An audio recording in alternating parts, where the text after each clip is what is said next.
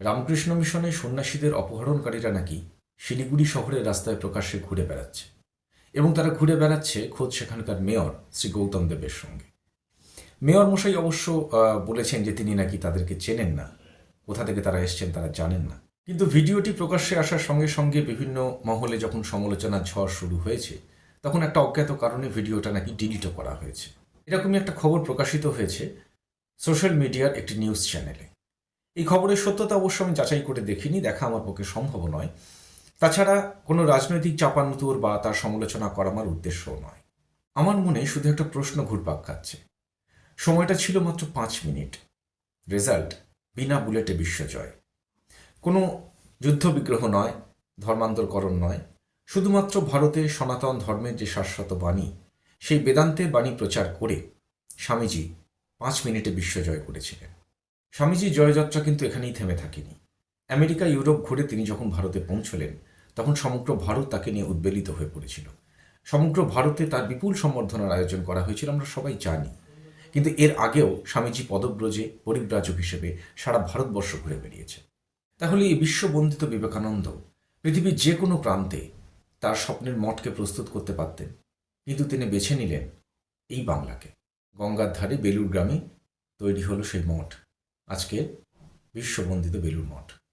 এবং যেটা আরও আশ্চর্যের বিষয়, ভগবান শ্রীরামকৃষ্ণ যুগধর্ম প্রতিষ্ঠা করতে সারা বিশ্ব পড়ে থাকতে এই বাংলাতে আবির্ভূত হলেন বাঙালি হিসেবে, এবং এই বাংলার সমাজেই তার লীলাক্ষেত্র প্রস্তুত বলুন বা নবধর্ম প্রতিষ্ঠা বলুন করে গেলেন।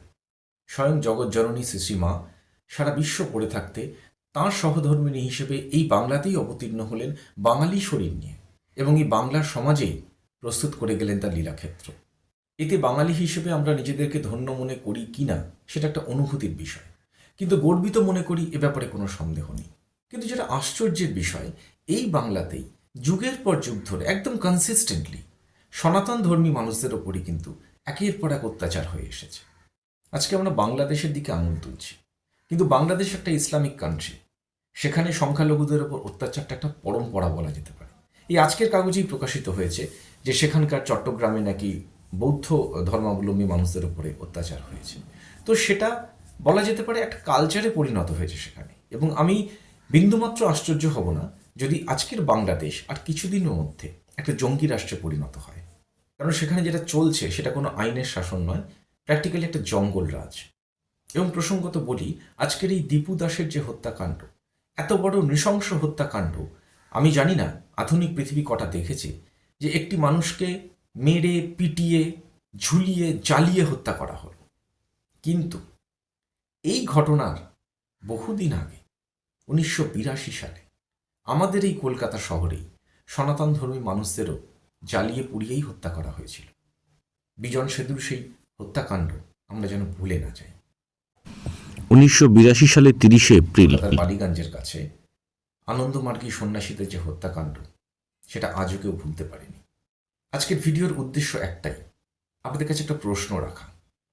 যদি এভাবে চলতে থাকে, তাহলে আমাদের পরবর্তী জেনারেশনের কাছে আমরা তাদের পরিচয়টা, তাদের সংস্কৃতিটা, ইভেন তাদের মাটিটুকু রেখে যেতে পারবো তো?